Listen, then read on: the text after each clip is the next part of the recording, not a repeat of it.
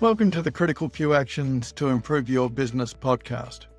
I'm John Downs and I'm here to help you cut through the overwhelm and prioritise what matters most to improve your business.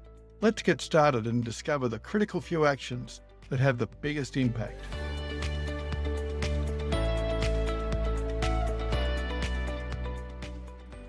Today, I'd like to introduce you to Fiona Holland, who is CEO of Tritech, a business making plant-based chemicals for the agriculture, coatings and mining industries. I've known Fiona since way back in 2018 when she joined Tritech as operations manager and then later stepped up to become CEO as the founder retired from operations to become chairman of the board as the majority shareholder. Later, Fiona went through my 12-month CEO masterclass to develop the Tritech strategic plan and began the implementation journey. Since then, I've watched with pride as she's grown from strength to strength. Fiona, welcome. Thanks, John. It's a privilege to be here and share some of my experiences. Thank you. Thank you so much for your time. So, Fiona, today we're going to talk about the challenges that medium-sized business founders and CEOs face when they step out of the business and take the role of investor, board member, and governor, and are replaced in the day-to-day role by a professional with tier one or broad industry experience. But first, tell me a bit about your journey. How did you first get interested in the chemicals industry and how did that journey evolve? Probably came from a love of problem solving and mathematics. I was obviously quite good at that at high school, and I was really fortunate enough even in high school, I had some really great mentors, both at school and outside of school, and they both encouraged me to actually do things outside the norm for that time. It was quite unusual for females at the school I was attending to do high level maths. And as part of that process and the marks I was fortunate enough to achieve, I was able to get into Melbourne Uni and I started chemical engineering. And back in those days, a lot of the businesses would come to the universities and give you a bit of an idea about what career paths they offer. And one of the companies that I talked to at the time was ICI, a British company that was very prevalent in Australia at that time in the chemical industry. And they offered me a position on their grad program, which really set me up for a very dynamic and a varied career in the chemical industry. Yeah, well, that would have given you access to a broad range of experiences. I remember when I joined Deloitte, you typically went through a rotation and got lots of experience in different areas before you settled down. So how did that go?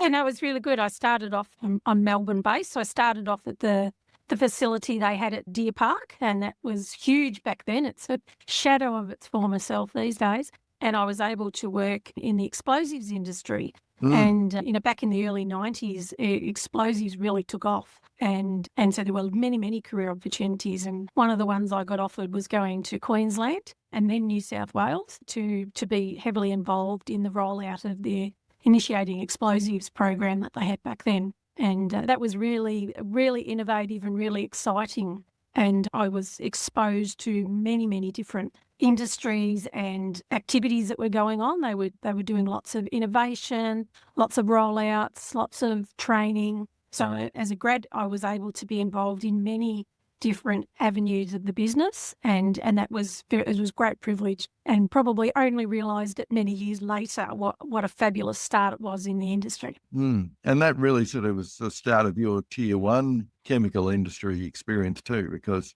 that would have been a fairly well-regulated, well-managed business. One of many. Very well regulated. Yeah. So after ICI, then what happened? Pretty much stayed in the same business for most of that time. It morphed. There was lots of divestments and then acquisitions. And I kind of would say my first 25 odd years was actually with the same company. It became Orica, and the division that I was working on, which was the plastics division, was sold off to ExxonMobil and became Qenos. And then as the part I was working with in Qenos got bought back by ICI and became their plastics division. And then I moved into the specialty chemicals business at Deer Park, and that's where I got introduced to Tritech Chemicals, which is where I am now. And all through that, I had a very diverse set of roles. I worked in quality assurance, in engineering, in supply chain, in customer service. So it's really, when you work in large organisations, there's just so many opportunities to diversify your career. And such a fantastic training ground. Yes, indeed. Because you're really learning how to do it at a tier 1 level all the way through, which is fantastic. Correct.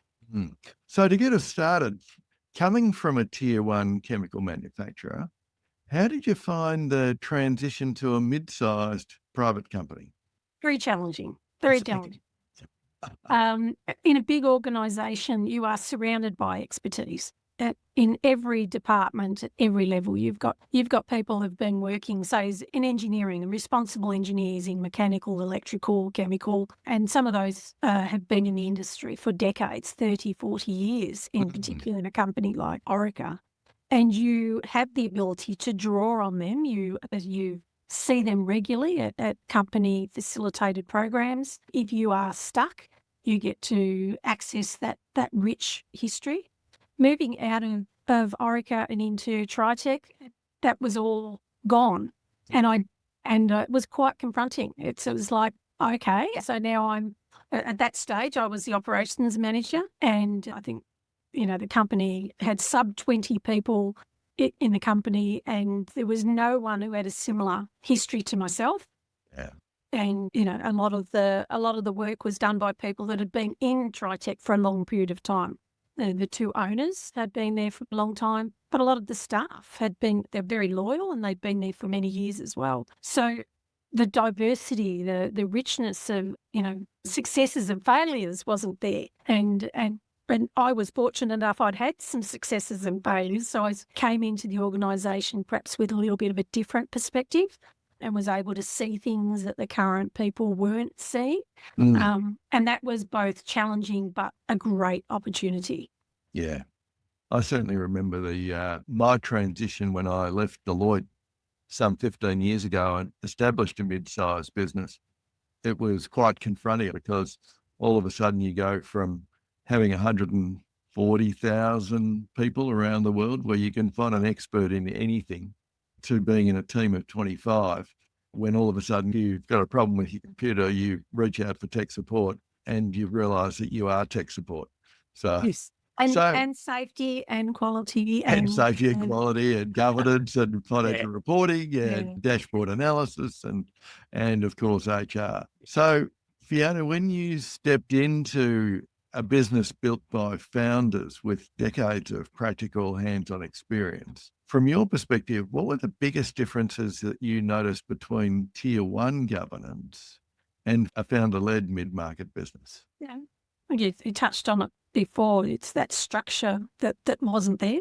Yeah. They'd grown very, very rapidly the previous decade. They'd done a lot of quite innovative things and grown, capitalising on customer demand, and had been very, very successful. But it had all been based on people. So everything was managed by those people who worked in the organisation, and they didn't have systems and structure and a shared sense of purpose from a strategic perspective. They were, whenever a problem arose, they just basically put their heads together and started implementing whatever was a potential solution. And that was very, very different to what I had experienced in the past, where, the caution involved, any capital spend in any system change would have been well thought out, would have been controlled by a committee and it was gone through its implementation process. And here I had two owners in the business, one the founder and one a partner that had come on later in the stage, pretty much managing everything between the two of them. One was very engineering focused and one very technical and sales focused, and so great blend. But between the two of them, they were basically almost doing decision making through a relationship that they had with each other. It made them very agile. It enabled them to make decisions really, really quickly. But from my perspective coming in, it was like, this is just so different to what I'm used to. I have to unpack that. I have to understand how I fit in here, how I make decisions. I'm not an owner. I don't have that authority. I don't have that delegation of authority, but there's still so much I'm responsible for and I need to do and establish. And so unpacking that and working with those two owners was an amazing challenge. And it's taken us, been there for nearly a decade now, and we're still going through that journey as the business grows and changes. Yeah, and more. And so stepping into the CEO seat after the founder retired from day-to-day operations, what did you find were the real challenges in establishing your authority? Not just in title, but in day-to-day decision-making, because, that's not an easy transition. You've got people who've been in the business for 30, 40 years. I mean, most of the staff had been there for a long time. So their normal process would have been, we've got an issue, we'll speak to one or the other of the founders. That must have been an interesting change experience. So, I mean, obviously, a founder speaks with such authority. Even the smallest of suggestions becomes a command. Yeah. And that still is there while they're working in the business and while they're present. That voice is very dominant. So as you're transitioning from that management structure to a CEO/management team, you have to navigate that. And you have to do it respectfully for that founder because it's still their business. They're still very passionate about what goes on. They still want to know what's going on, and they still have to sign off on the risk that you're taking as part of that process. But you have to educate the rest of the site, the management team and the rest of the employees, that there now has to be a different way that we actually decide things, manage things, allocate capital, what we focus on, what are the critical actions that we focus on. We actually have to be really transparent and really aligned. And how do you do that is a real challenge in a small business. And you really need to take a step back. You need to actually unpack that. And it was really important that I brought the founder and the other owner along with that journey. I mean, it was often I could see it really, really clearly. And I think that was a lot of the reason, from my background in Orica, these systems, these controls, delegation of authority, they were just normal. It's not something that I found unusual, but for them, that was very unusual. And what does that mean? Why do you need it? So you actually have to not only implement the change, but you're needing to educate in real time what was then becoming our board as to why these things were very important from their risk, and that they had taken on that risk almost as a feeling. Does this feel right? Am I comfortable with this? So that is no longer now allowed, because I can't just take on a risk because it feels good. I actually have to take on a risk because I understand it, I've communicated it, I've got it signed off, and now I'm actually implementing it to an agreed set of parameters. And that is a very, very different mindset, not just for the owners, but for the rest of the organisation as well.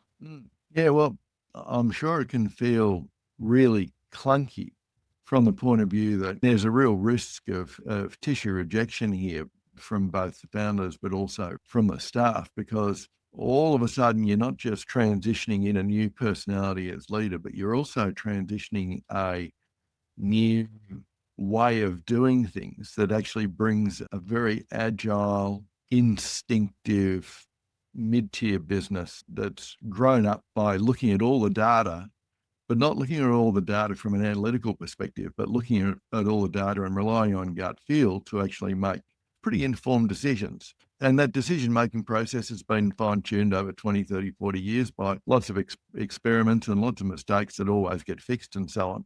And the solution in most cases is more hard work. To then being, okay, so let's apply some tier one governance processes, which is actually how larger organisations, and we're trying to become a larger organisation, has helped reduce its risk and communicate to larger workforces. It's okay when you've got 10, 15 staff. When you've got 40 staff, you're now not talking about just having a chat to a supervisor with their team or a team leader. You're now talking about a department or a division and getting them to actually understand a process and to follow a process. A lot of the mid-sized businesses that I work with, when you start talking to them about delegation of authority, you've got a sales guy What's his level of authority? Oh, well, he goes out, gets a sale and completes it. All right, that's great. So if he sells a $1 million contract, is he authorised to sign off on that? Well, I guess so. Yeah, he always has. That's the way we've always done it. Yeah, but what if the margins are crap? Oh, well, I wouldn't want that to happen. And all of a sudden, you start to look at these things, peel open the onion a bit, and you find out, well, actually, no, we don't really have a solid CapEx process. If the guys think it's a good idea, well, then we just go ahead and do it. But now when you bring in an external CEO who's come from a different environment, all of a sudden they understand roles, responsibilities, accountabilities, authority, delegations, all those sorts of things, which can feel really bureaucratic. But Yes. at the end of the day, they actually are there to protect the investors and the board, because we really want the business to be trading in a way that isn't reliant on the founders. Yes. Otherwise, they'll never get their time back. Mm. And of course, the other thing is that, won't truly exit the business. yeah, well, and of course, the other thing is that, every time you come in and say, well, look, I want to have a delegation of authorities matrix, or actually, I'm not sure that the way we're handling sales is a good process, or, we need to increase the quality assurance or the environmental implications of that bit of hardware, you're in some ways, it might feel to the founders that you're telling them that their baby's ugly. Yes. Because, Yes. I mean, let's face it, the business is a fundamental part of their family. It's the child they've been bringing up, and it's gone through. It is incredibly, you are right, it is incredibly important to them. Yeah. Yeah. And so, some of these things can be often seen as being criticisms as opposed to just objective observations. Yes. I guess that's where I was very fortunate with the owners of the business, in that I slotted in, I don't think I said it before, they are engineering and sales and technical based. So that operational expertise that I brought was something that they hadn't necessarily spent a lot of time on, Mm.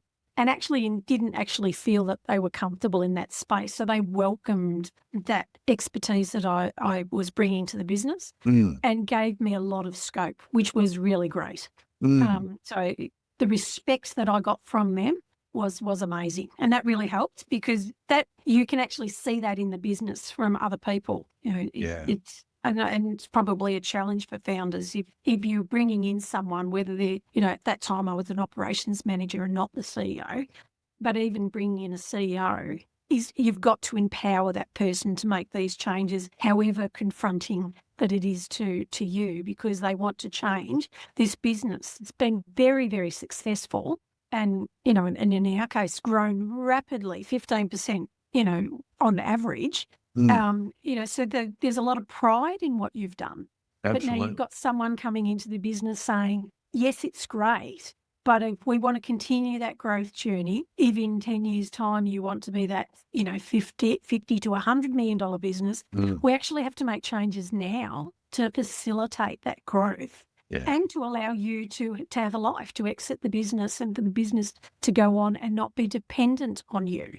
Yeah, And absolutely. that has been a challenging and rewarding journey at the same time. Yeah, and certainly actually, and I think that's something that often is the case with new CEOs coming into a mid-sized business, and that is, how do they establish a basis of trust and credibility?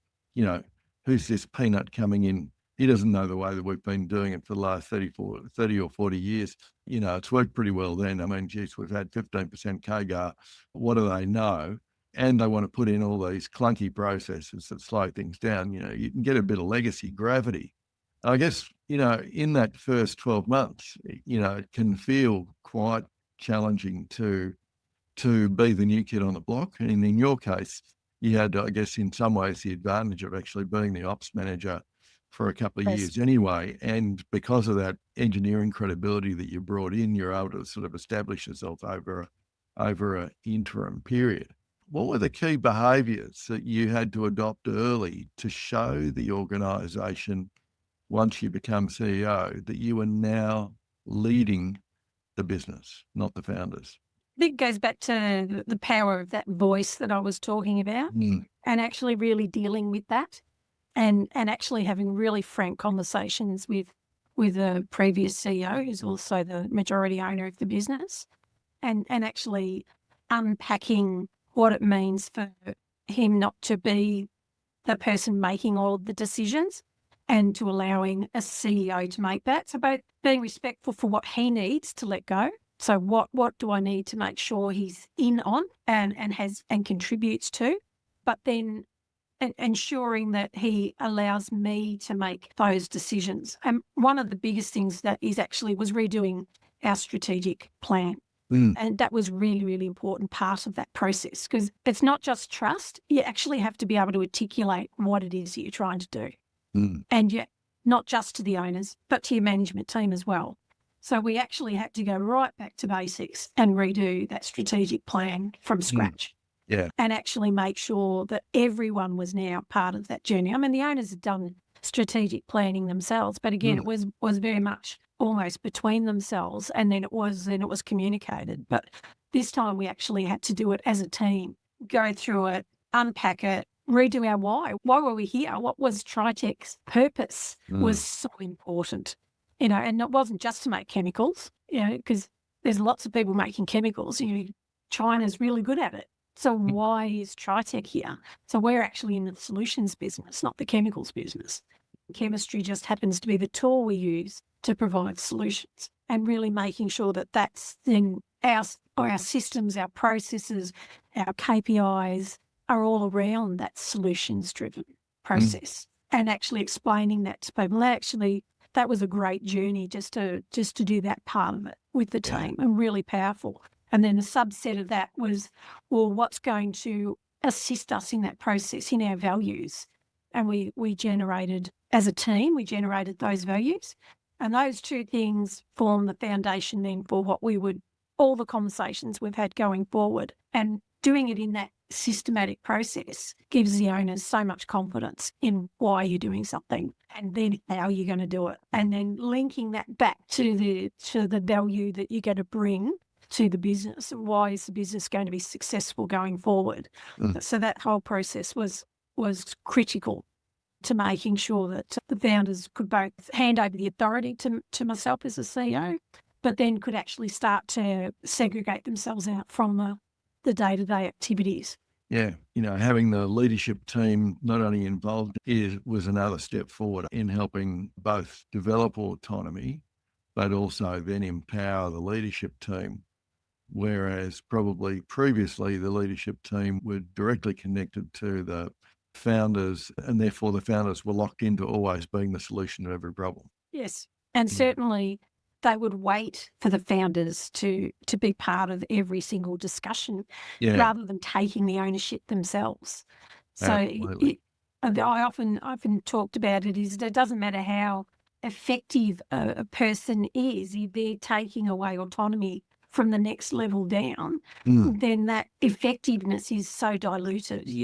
Everyone needs to be functioning at the highest level. We can't, in a small business, in a medium-sized business, you can't actually have people who aren't embracing their roles and fully present in their role. There's no placeholders in the business. Every role is critical, and so people need to be very clear what it is that they have to achieve, and they need to be committed to that process. And so that's been one of our challenges, but also one of the things that's really helped the business to continue to grow is understanding what those roles are, organisational charts, job descriptions, KPIs for those roles, and then empowering those people to deliver in those roles. Whereas when the founders are in the business, that's a lot less obvious.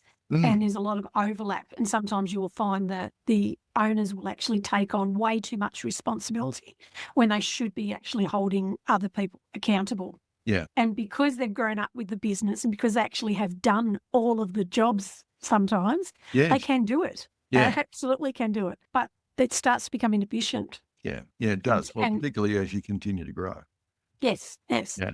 And so that's been really powerful for the organisation, just having that structure, having people in roles, and also removing people from roles when the transition that the business is making is not something where they are now fit for that role. And being quite frank, sometimes what works when you're a very, very small business doesn't work when you're a medium-sized business. Having the respect of being able to hold those conversations with the founder and actually saying, this is why we need to make changes in this area, and being quite open and honest about it was also a great privilege to me that I was actually given that respect by the founders as part of this process.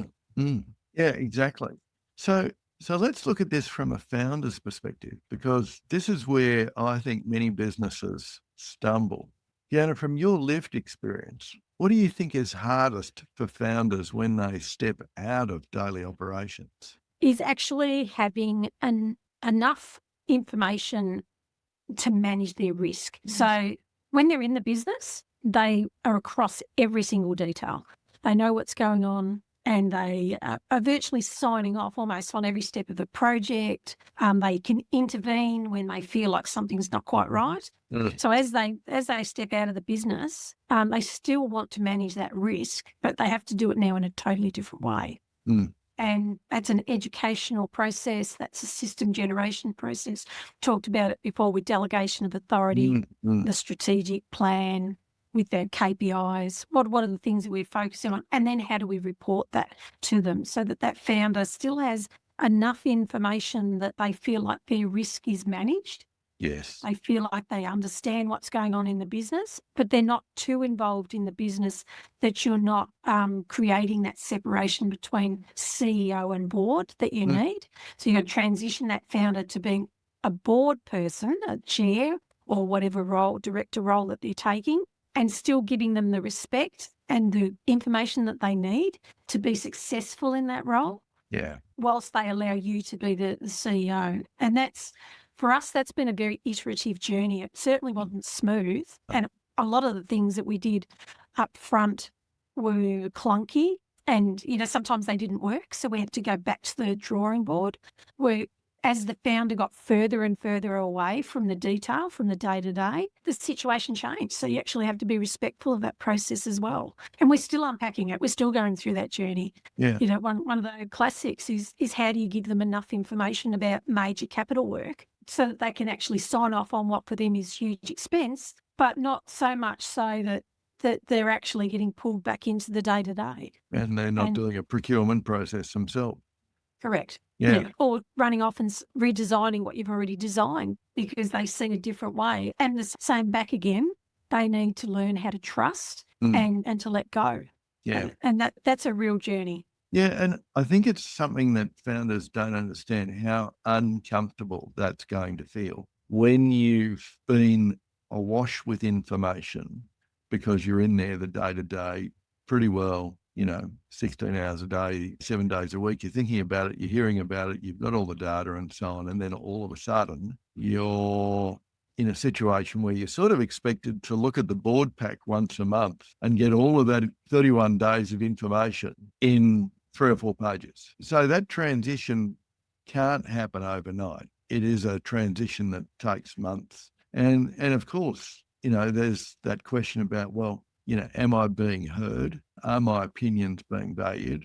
Can't I just go and speak to the plant supervisor or that team lead on maintenance and just give them my 5 cents worth, not realising, of course, that completely undermines the CEO that they've brought in to manage those teams. And, if you're out of the business, then also you don't actually have current information. And so you can make assumptions that are completely uninformed. That paucity of information, operational, tactical, day-to-day information that they used to thrive on just isn't there and shouldn't be there, because otherwise why hire a CEO in the first place? You might as well stay there until you Stay in the business. die. So in my view, if it doesn't feel uncomfortable, like really uncomfortable, painfully uncomfortable, then you're not doing anything different.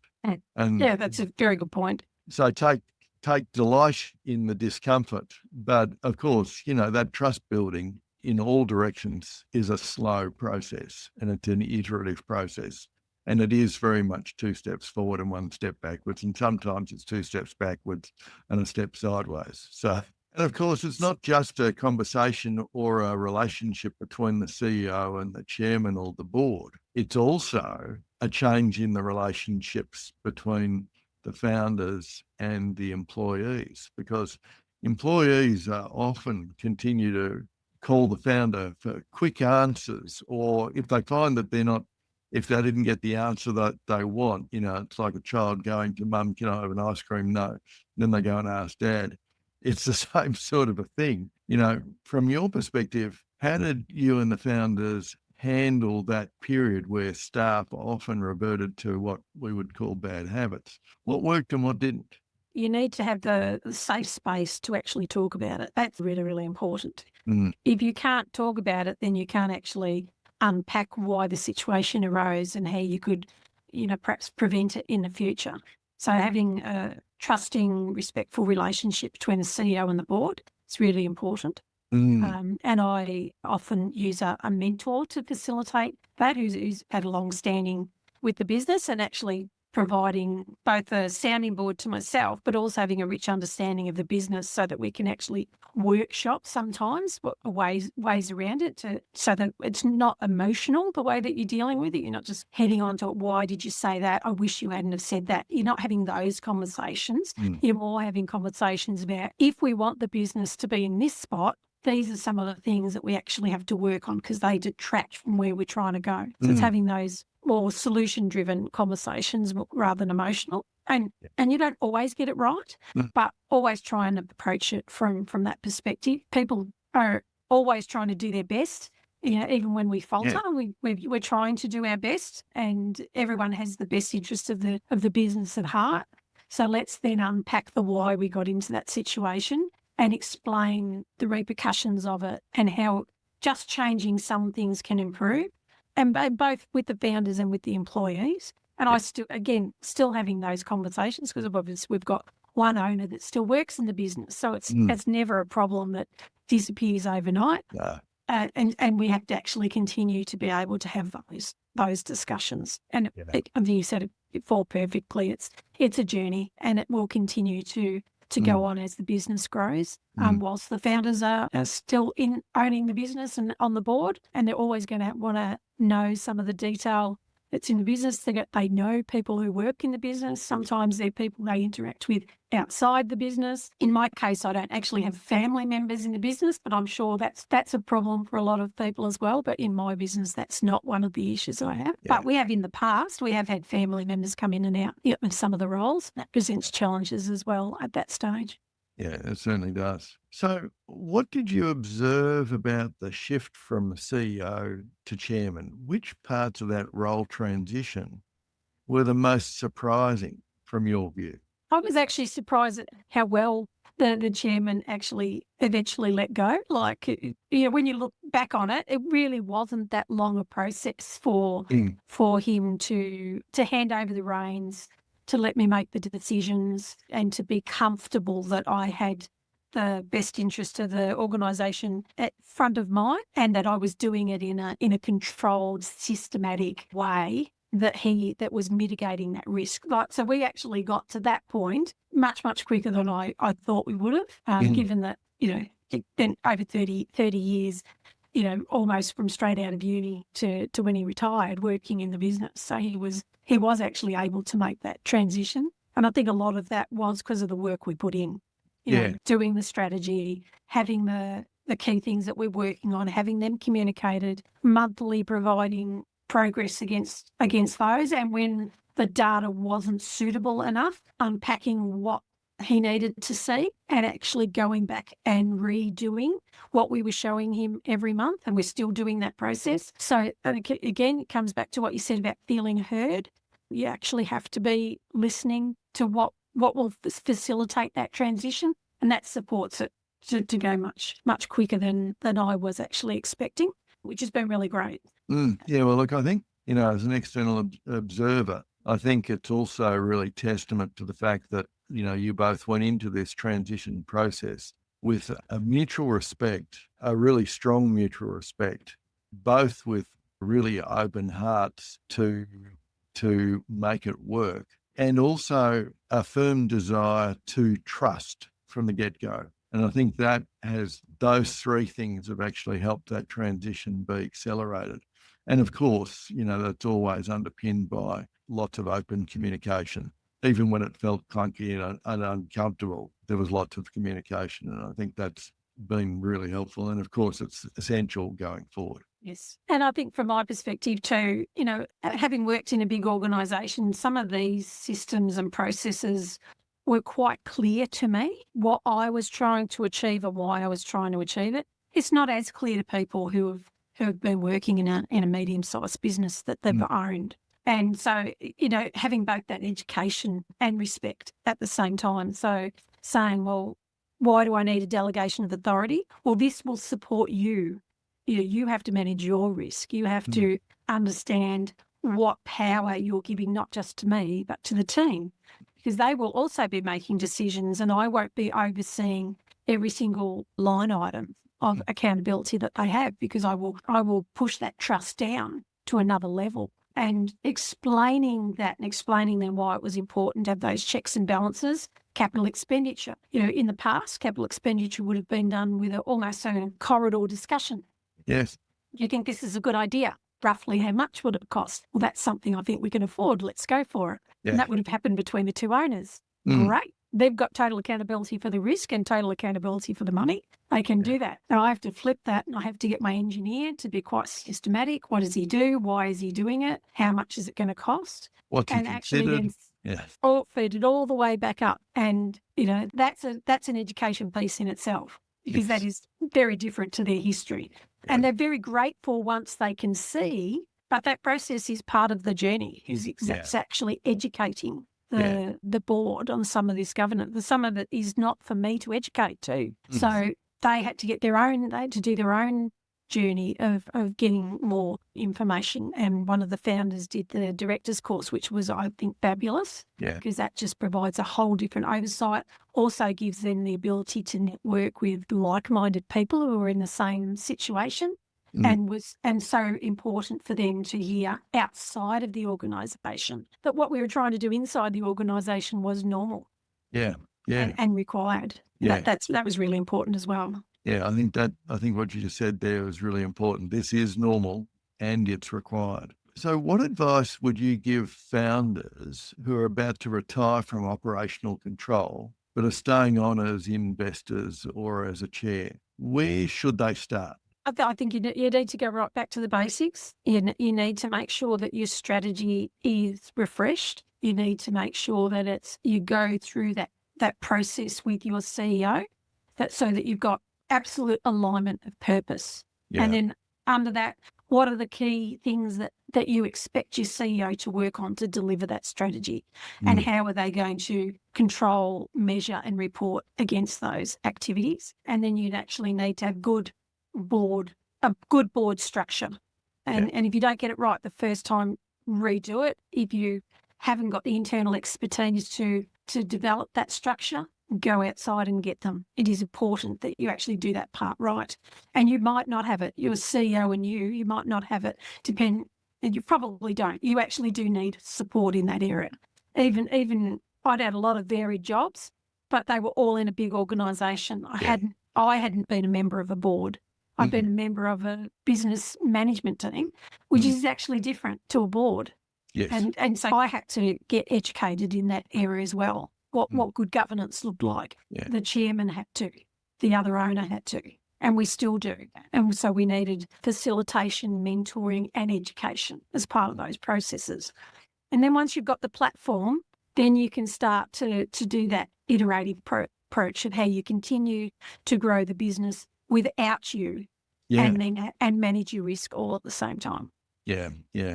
And so there's a hell of a lot of development for all parties, and particularly for the outgoing CEO, the chair to become, simply because there's so much stuff that they have to let go of. And I guess one of the things that really comes to mind there is that being a founder of a business you've grown from pretty well nothing much to something of significance over a 20, 30, 40-year period, it is a crucial, possibly even a dominant part of your self-identity. And I see this with people who retire all the time. All of a sudden they feel lost because, they're not going off to work. It's even more so, I think, with founders and business owners when they when they exit and change roles, the vacuum and the impact that it has on their sense of self and on their identity is just massive. And that's neither a good or a bad thing. It's just the sheer reality. And it's uncomfortable as hell. And so therefore, when we feel uncomfortable, then by default, we want to revert back to what was comfortable. And that can be a real challenge in itself. So navigating the relationship between incoming CEO and founder, this relationship is absolutely critical. So Fiona, what were the most important conversations that you two had or that you needed to have to make this work? Very first one was around the optics, is to actually set up a process, even a simple matter, because my founder worked in the business for probably about 18 months after we did the role swap as the engineering manager.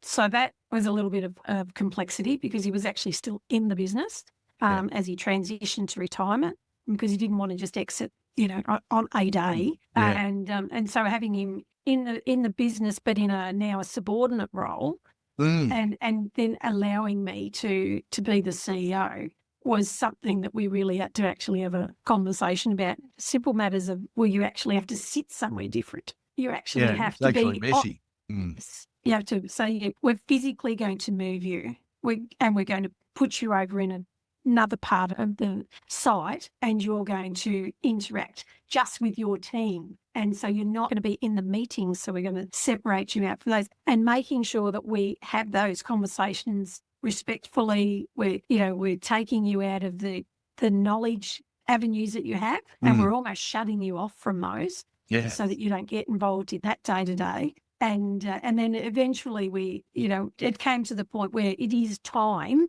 now for you actually not to be involved in the day-to-day at all and setting that date and actually sticking to it. Because it is hard. As you said, it is really, really hard.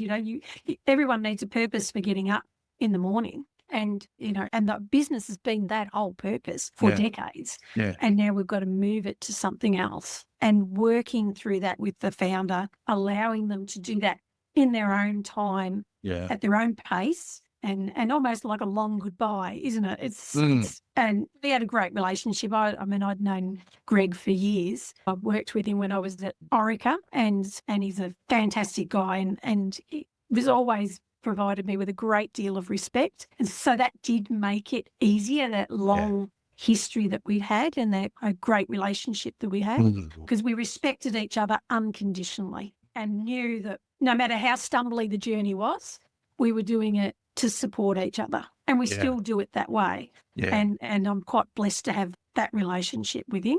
And so whenever we have those issues where one person feels like they don't have the right voice or the right respect or the right autonomy in their decision making, we can actually have that discussion as he moved out of the business. And I think you alluded to it before, and we still iterate. He's still, he's very, very active in his post-Tritech life, which is really important. But there are times when he's perhaps not as actively engaged outside of work. There is always that challenge of wanting to then come in and see some of the detail. And then there's sometimes when we need his expertise because of his many, many years with the organisation. Sometimes he's the only knowledge bank we have. And so we have to tap into that knowledge bank respectfully so that we don't open up a floodgate for him that he's tried really, really hard to put some boundaries in. Yeah. So how do we actually tap into his knowledge and so that we can actually have it both ways?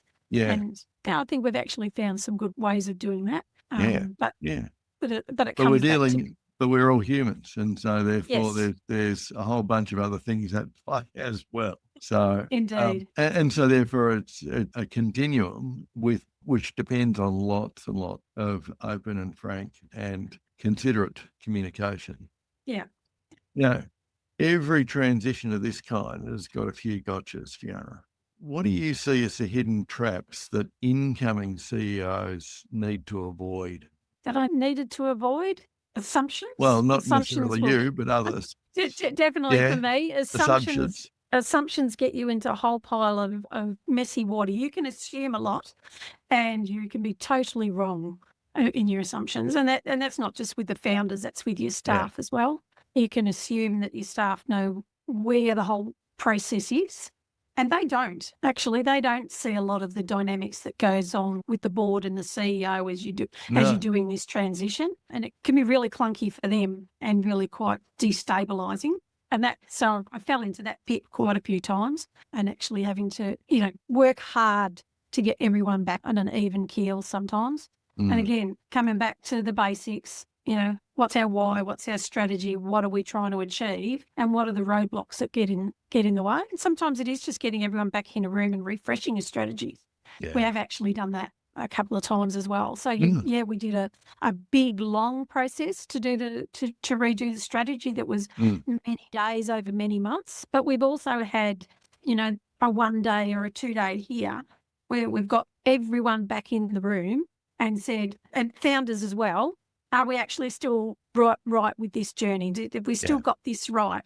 Is those key, levers that we're pulling to drive our value, are they still the right ones? And are we still aligned purpose? Yeah. And it's so powerful when the founder and the CEO are speaking with one voice. Yes. And when that stops happening, that's when you have to pick up on it quickly and redo it and spend the time and the organisational energy to actually realign people. Is really important. Yeah, and it's an iterative process. And I guess for outgoing founders, Fiona, what do you think are their gotchas? Where might they unintentionally make things harder for an incoming CEO and their business? The power of the voice is when they suggest. Suggest is a big one, because I said it before, a suggestion from a founder is a command.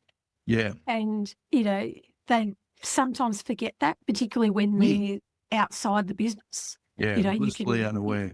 You have a conversation with people, you come in to pick up something from the organisation, so you have a gentle chat in the corridor and you pick up on something, and suddenly you've got 2 or 3 of your people, off on a tangent. Yes. And the other one, which we talked about before, is them not having enough information and not feeling like they're managing their risks. So feeling uncomfortable with the change, not having the right information, feeling like they've lost a voice, and they don't feel like they can actually talk about that because they've given over the reins. So they're exiting the business. They're trying their best to give the CEO the authority to move forward, but they feel uncomfortable with what's going on. And they need to be very vocal about doing that in the appropriate channel, which is your boardroom. Yeah. So, actually using that meeting to get what they need and not allowing their frustration or their fear to actually weave down into the management team and therefore appear to undermine the CEO. Yeah. So and it's unintentional. 100%. They're trying to manage their risk, trying to make sure their business is well governed. And also deal with that loss of identity. Yes. Yeah. And so that's a real challenge. And the other challenge is, of course, is making sure that they are fulfilled outside of work. Yeah. And that they have a plan for themselves, and that they, because work is just a huge part of their lives. You just don't take that away overnight. And unless you've actually you've got to think through that process. And as hard as it was having a transition plan where it wasn't 1 day they were there, 1 day they were gone. We had a transition. I think that actually really helped both parties, even though it came with warts. It was actually really helpful. Yeah. Because it enabled us to have a process to develop the answers to some of those questions. Yeah. Rather than just close the door and then find that we'd left a lot undone. Yeah, absolutely. And Fiona, you were in my 2023 CEO Masterclass. How did that help you develop as a CEO? That was a great experience. I was also fortunate enough to have my technical and sales director in it as well. So there was the 2 of us did it at the one time. That's the other owner of the business.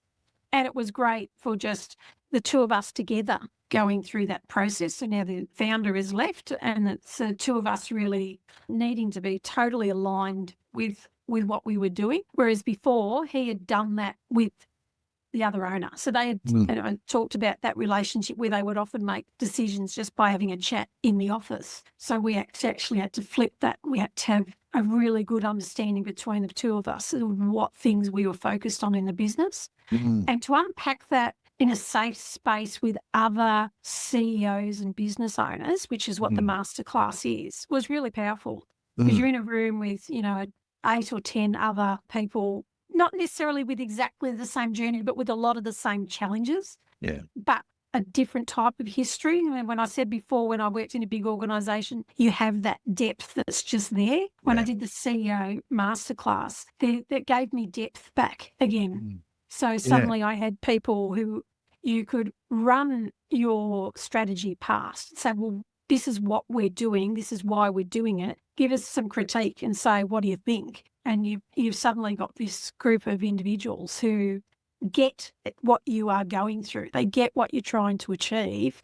They might not be doing a chemical manufacturing business, but the process that you're going through makes total sense to them. So they can give you advice and critique based on rich understanding of their own journey. It was just so powerful to have that over a period of 10 months and go through that journey together. We came out of it so much more stronger than when we went in. And the other thing, obviously, you get that ongoing network of people that you now know, a dozen companies who have been through, who are at the same level. They also are interested in their strategic direction. They also interested in their why and their critical few actions. So you're actually all talking the same language, and you can have really, really great conversations when you've got issues, and network and problem solve with people that are not vested in your business. They don't have ownership over the outcome, but they're a great resource for critiquing what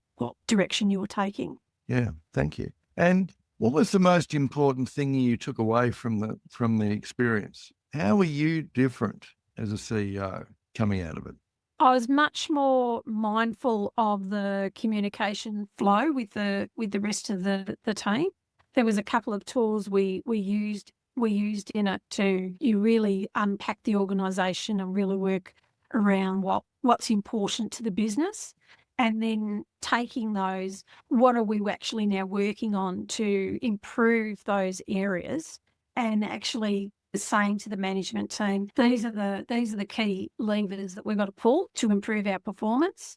How are we going to do that? And being systematic in that rather than reactive was really great. Probably as an operations manager and then and early in my CEO piece at Tritech, I was much more firefighting. I'm trying to do everything at once. I'm trying to be strategic. I'm trying to be a leader, but I'm also doing all these day-to-day operational activities that I hadn't let go of as part of the transition. I'm still trying to be an operations manager and everything in between. And I needed to stop doing that as much as the founder needed to exit the business. And I needed to be much more strategic in how I was in my role. And that masterclass, when I came out of it, I would have said I was a huge way down the journey of doing that in the organisation. And so we've still got our critical actions that we work on. We discuss them as part of the management team. We've got KPIs that are structured around them, and people can see how they flow up to our vision and what we're trying to achieve, but also they've got clarity of purpose of what they're doing at the day-to-day, month-to-month plan. Fantastic. Are you looking to pinpoint the areas that will make the biggest impact on your business? Check out the Organisation Performance and Value Diagnostic. This powerful tool lets you evaluate your business on multiple facets and provides email reminders to keep you on track. Head over to criticalfewactions.com.au and get started now. And speaking of the tools, during the masterclass and again just recently, you assessed the organisation performance. You used the Organisation Performance and Value Diagnostic. What was your experience of using that? How did that help you look at your business and your priorities differently? It really helps to sharpen your focus. So, if you look at the OPV, there's many, many, many levers on it, and you're good at some, you're okay at others, and you're not doing very well or not even thinking about some others again. And you actually breaking that down as to why are they important and what's going to be the benefit if you focus on those, is a really great way to have a conversation with your management team about what it is that we need to focus on. And you can do it very systematically, and you can repeat the process, and you can, loop back to how you got to a certain spot in the journey and reevaluate if that still holds true. So it's a great foundational tool, and it really helped us get to our critical action and KPIs that we wanted to focus on. And I don't think we would have been able to unpack the chaos without it. It just drives order through all of the things that you got going on. And because otherwise you're all talking at cross purposes. Everyone's got their own little personal, key thing that they want to do and why they want to do it. And, they can, I need to improve this system over here, or I need to have a process there, or I need to be focused on, key account management or whatever it is. But that organisational performance and B's really actually makes you sit down and as a team and say, what's important, what am I good at, and what do I need to improve, and then picking out the top ones and sticking to them. Rather than being everything to everything, you actually really bring it in and really target it in what you do. And how did that help with the leadership alignment across the team? Because it still allows each team to focus on their critical few, but I guess it's very much around how do they all then align to the top purpose and vision. Is that right? Yes, yeah. So we came in with, like half a dozen things that we're actually really focused on. And that they still break those down into their own individual actions that they're doing. So they're sub-actions, but it actually all flows through to what it is why TriTech is here and what it is that we're trying to achieve. And because we are solutions driven, and that means focused on the customer and what the customer is needing to solve their problems, then we're actually asking ourselves at that sub-level, how is that supporting what the customer wants? Sometimes you can get so distracted with the noise and people get frustrated. They get frustrated sometimes with some of that noise. They won't, it's, why do I have to do this? Well, that's because we are providing this solution to that customer. And remember, that's our key purpose. If we aren't innovative, we aren't developing, if we aren't implementing that solution, then they'll just go off and buy a commodity product straight into China. What we're doing is we're overlaying it with that focus and that flexibility. So that's why it's important. So it just helps with that conversation of coming back, making sense in the chaos, and really helping to keep the management team focused and aligned rather than fragmented. Yeah, absolutely. So Fiona, where do you see the business going from here now? The chemical industry in Australia is really quite fascinating over the last decade. There's been a lot of closures, and some of the big players have closed down, and there's been a lot of amalgamation. So some of the companies are either getting bigger or they're getting out. But I think there's still a real spot for a company like TriTech that sits in that niche between the imported commodity and the big organisations where you provide that agility, that flexibility, and that partnership with other players in the chemical industry. And I think we've got a real value to add in that process. And we've certainly been very successful with it over the decades. So I hope that the chemical industry will continue to develop and grow, and that TriTech will be an important part of that journey. I think internally for ourselves personally, it is really about continuing to grow, continuing to work on our strengths, getting better at our strengths. We're putting a lot of activity into, productivity improvement, continuous improvement, and innovation. So we've, the owner that's still in the business, we've segregated them out into their own portfolio where they're focused on innovation, so that we can actually have that headspace to think outside what we've done in the past and actually be ahead of where we are today in a systematic way. I think that's such an exciting spot for TriTech to be in, and to actually be much more rigorous with the way it's doing something rather than reactive, where we're proactive, we're thinking, we're setting up systems to support that process. And I think that's going to set us up for a great decade to come. Fantastic. So Fiona, knowing what you know now, if you went back 10 years, what advice would you give a younger Fiona entering into this kind of role? I'd definitely say, mate, to back yourself and have confidence in you, and don't think that you're not you're not enough to do these roles when they pop up. I think when you're a bit younger, you always have that doubt about whether or not you can. And I certainly would say that if someone's asking you to do a role, it means they have confidence in you. So, and have confidence in yourself. I think that's always a really important thing, particularly for professional female. I didn't have a lot of female role models. I didn't actually have very many at all, to tell you the truth. And so it was always uncertain and unclear what I was trying to do. So I would say have much more confidence in what you're doing. Rely on people, use mentors, use networks. They are really, really important. You can get too internally focused.